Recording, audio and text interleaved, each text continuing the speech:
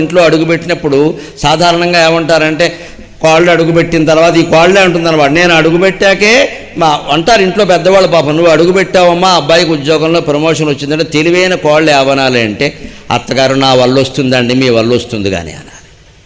ఈ కోళ్ళ పొరపాటుని మెత్తబడి మోజుపడి నిజమేనండి మా పుట్టింట్లో కూడా అలాగే అంటూ ఉండేవారని అంటే రేపొద్దున నెలలకి మావగారు కొట్టుకోమంటే కూడా కోడల పుణ్యమే అంటారు. అనుకూలమైన విషయం కదా అని మనం స్పందిస్తే ప్రతికూలం కూడా మెడకు కట్టేస్తారండి. లోకం అటువంటిది. కోడలు అడుగు పెట్టడం వల్ల ఏం జరగదమ్మా, ఆవిడ గుమ్మం దాటింది అంతే, లెక్క లోపలికి వచ్చింది, ఇంకేం జరగదు. గొడ్డొచ్చిన వేళ బిడ్డొచ్చిన వేళ పనికిమాలిన నమ్మకాలు ఇవన్నీ, పనికిమాలిన నమ్మకాలు. మరోసారి చెబుతున్నా, పనికిమాలిన నమ్మకాలు. ఒక మనిషి మన ఇంట్లోకి రావడం వల్ల కానీ ఒక మనిషి మన ఇంట్లోంచి వెళ్ళడం వల్ల కానీ మనకి శుభాలు అశుభాలు జరగవు. ఈ పిచ్చి నమ్మకాలు విడిచిపెట్టండి.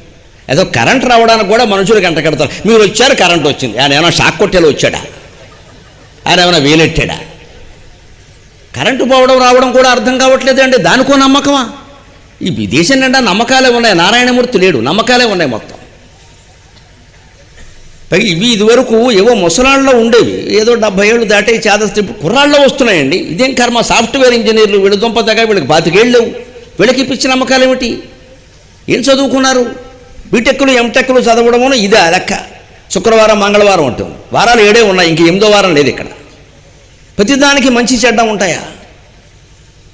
ఆ పొద్దు ఈ పొద్దు ఇవన్నీ ఎవరు మాట్లాడే మాటలు, ఎవరు మాట్లాడుతున్నారు? 21